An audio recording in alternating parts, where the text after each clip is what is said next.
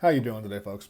So first off, if you're new to the content, please consider liking and subscribing. It helps me out a great deal. We're also going to be doing a $1,000 giveaway of a full custom knife when I reach 1,000 subscribers. So definitely want to stay tuned for that. It's going to be something absolutely crazy. Now, I did record an actual unboxing of this piece, but I rambled for 12 minutes, did not show any size comparisons, and it just in general kind of sucked. So that's been scrapped. But during that unboxing, this man left this wonderful note, which made me very happy. Very, very sweet, and I appreciated it a great deal. This is also going to be set aside in my folder of all the random notes and things I've gotten from this awesome community. Now, this man is RDT Shaw, and that's going to be on our Knife Swap, which is a subreddit. So hop on Reddit, type in our Knife Swap, and go ahead and check out some awesome gear. And this is an awesome man, very humble, very kind. Did not mean to quote a Tim McGraw song, but a very nice person. Great to deal with, fair pricing, overall no complaints at all, and damn, he ships quick.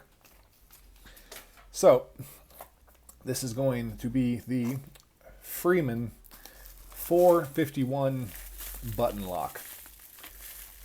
Now, this knife is, this knife is very much the inspiration for the ProTech MORDAX. So this is the original scale. It has a custom carbon fiber scale. Carbon fiber overall, in my opinion, very nice improvement. Really helps to accentuate the lines. So this knife has been around for a long time. It's not the most popular thing in the world. Jeff Freeman is very popular in certain circles, but for the most part, kind of unknown. Now, this knife has been making the rounds for a long, long time. It started to get sort of popular, and the next thing you know, the Ferrum Forge brothers create the MORDAX. Now, am I saying they stole Jeff's design? I don't know. I'm not a lawyer, but it's pretty damn similar. Though, in my humble opinion, I think Jeff did it quite a bit better. Now, we have a flipper activation, so press that, whips out 100% every time with this nice ting sound. I love that. Very mechanical sounding knife. And that button lock drops very quickly. Completely free dropping. No wrist. No nothing, no swing, just goes. Now, I'm going to talk about my only problems with this knife first. And to be clear, this is a first impression. This is not a review. I've had this knife for maybe 12 minutes. So, yeah, not going to try to pretend like I know what I'm talking about. Now, my initial nitpick is this is a lot of screws on the presentation scale. This did not need to all be there.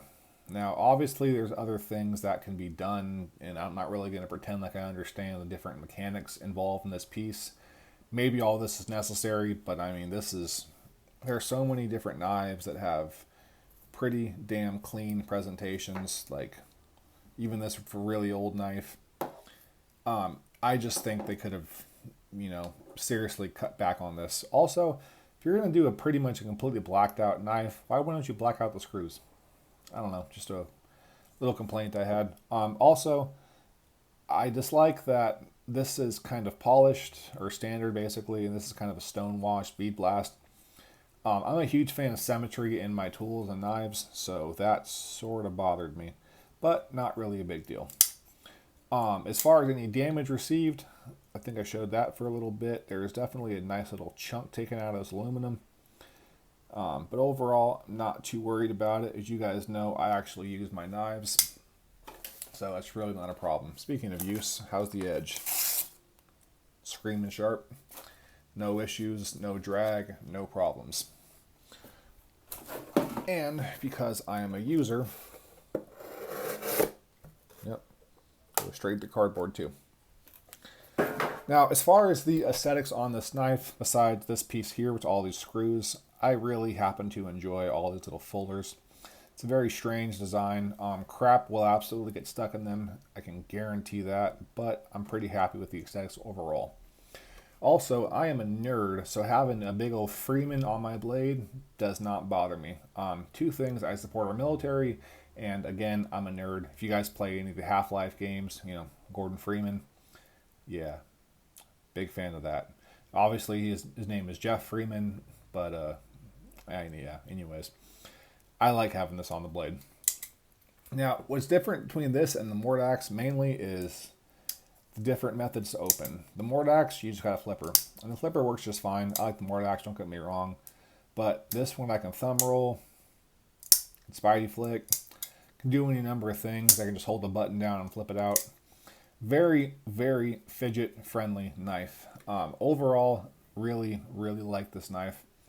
Good edge geometry. The ergonomics are pretty damn solid.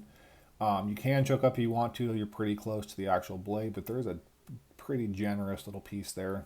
It's not meant for that, but you can do that in a pinch. As you guys know, I have size 2XL hands, so this knife might not seem all that big on camera. It's a pretty sizable knife. I do not have the specs in front of me, but it's definitely a worker. It's definitely a pretty decent sized knife. Also has a bit of weight to it.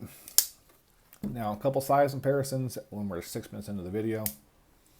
Here is a Benchmade full-size Griptilian, We Knives Deacon, Benchmade 940 first production run, Spyderco Manix 2 and brass scales. I just cut myself. That sucked. I'm gonna go ahead and swap that out for a Spyderco Smock. Swap that out for the Paragon Knives Warlock. And for a comparison everybody can relate to, here's a Sharpie. Pretty clearly where it sits. Now, as far as the button activation, I have another button lock here. I don't own too many button locks. I think I have maybe 3 of them, and 2 of them, not including the ones on the channel, are out. So, as a comparison to the Spyderco Smock, this is after the second detent ball has been removed. This one closes with a slight whip. It's by no means any resistance, but it's not fully that smoothness. This just drops. No problems, no qualms, no wrist flick, no movement at all. You press the button, it goes. It's just beautiful. As far as ergonomics go, it's a small hot spot right here where this clip ramps up. It's a little bit of a hot spot, and for me personally, I think my hands are too big for this knife. This piece right here is a bit of a hot spot. How it's designed is to have one finger sit here, one finger sit here, and then it to all go. But if I do that, I'm kind of on this little piece right here. So I try to come a little closer, and it just doesn't quite work. But it still feels pretty good in hand, though there are a couple hot spots and pieces to take notice on. That being said, overall, I am really, really, really happy with this knife. Very glad I got it. Very fair price. Very good dude. Man, if you're watching this video, just know that I genuinely appreciate you, and this thing is going to be put to work and used for a long time. I say that a lot on this channel, but occasionally I'll hold a knife that I can just tell is going to stick around, and this one's going to stick around. Well, that is, of course, if one of my lovely subscribers or community members want this, in which case, if you don't have any other good knives, as always, everything on my channel is for sale. But if nobody wants this, then I will definitely not push the issue, and I will just continue to enjoy this. The action is absolutely amazing. I'm not going to call the Freeman 451 button lock the MORDAX killer, because the MORDAX, to be clear, is inspired by this, in my humble opinion.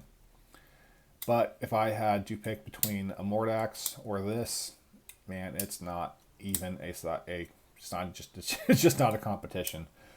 This is absolutely phenomenal. Also, centering dead on. Oh, look at that. Looks a little wonky in the video, but it's there. Oh, okay, never mind. Centering not dead on, but doesn't rub or anything. Yeah, there's no issues here. Overall, very solid knife, and I love it. And this, to be clear, this has been used before, multiple owners. Like, obviously this thing could take a little bit of a beating, and that's all it got. A little bitty chip. Oh yeah, this is going to work. As always, I love you all very, very much. Thank you so much for your time, your likes, your support, your subscribes, your comments. They mean the absolute world to me. I genuinely love you all. Again, we got that $1,000 giveaway coming up pretty soon here. Well, nowhere near pretty soon here. Another 600 subscribers, but we'll get there, goddammit. And we're going to do something crazy for you guys. Anyways, as always, I love you all. Have a good day. Please do the best you can to be a better person tomorrow than you are today. And I do promise you'll find your center in life. Life is crazy right now, but just know that I trust in you. I believe in you. Together, we can pull this shit through, man. Take care, folks.